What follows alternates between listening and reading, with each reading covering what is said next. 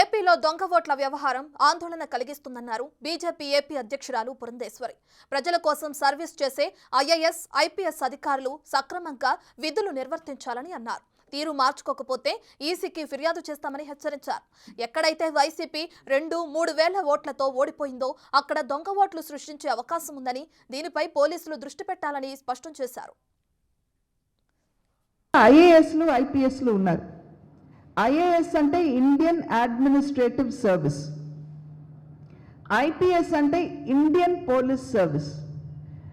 మీరు అనుభవించే పదవుల ముందు ఇండియన్ అనేది ఉన్నది కనుక మీ సేవ, మీ బాధ్యత, మీ అంకిత భావం దేశం పట్ల, దేశ ప్రజల పట్ల ఉండాలి. కానీ ఒక రాజకీయ పార్టీయో లేదా ఒక నాయకుడి పట్ల ఉండకూడదు అనేది నేను ఇవాళ ఈ ప్రెస్ కాన్ఫరెన్స్ మాధ్యమంగా నేను తెలియజేస్తున్నాను.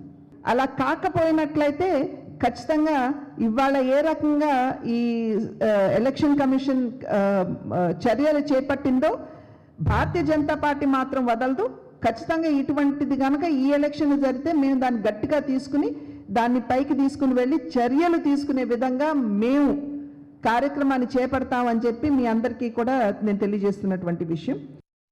క్యాంపెయినింగ్ అయిపోయిన తర్వాత చాలా వరకు కూడా బయట నుండి వచ్చి అక్కడ ఎన్నికల సందర్భంలో అక్కడ పనిచేయడానికి చాలామంది వస్తూ ఉంటారు.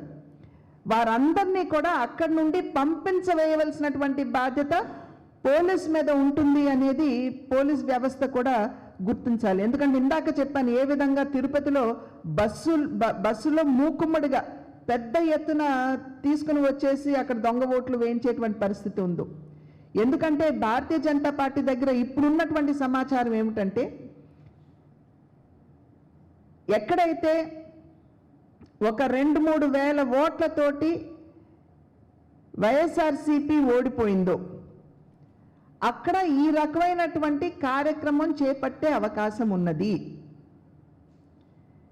కనుక ఖచ్చితంగా ఐపీఎస్ పోలీస్ వ్యవస్థ చాలా అప్రమత్తంగా ఉంటూ ఈ రకంగా దొంగ ఓట్లు అంటే పొద్దునైతే ఏ బూత్లో అయితే వాళ్ళకి ఓటు ఉందో అక్కడ ఓటు వేసేసి సెకండ్ హాఫ్ ఏదైతే వీళ్ళు ఎక్కడికి వెళ్ళాలి అని చెప్పి పార్టీ నిర్ధారిస్తుందో అక్కడికి వెళ్ళి ఓటు వేయాలి అని.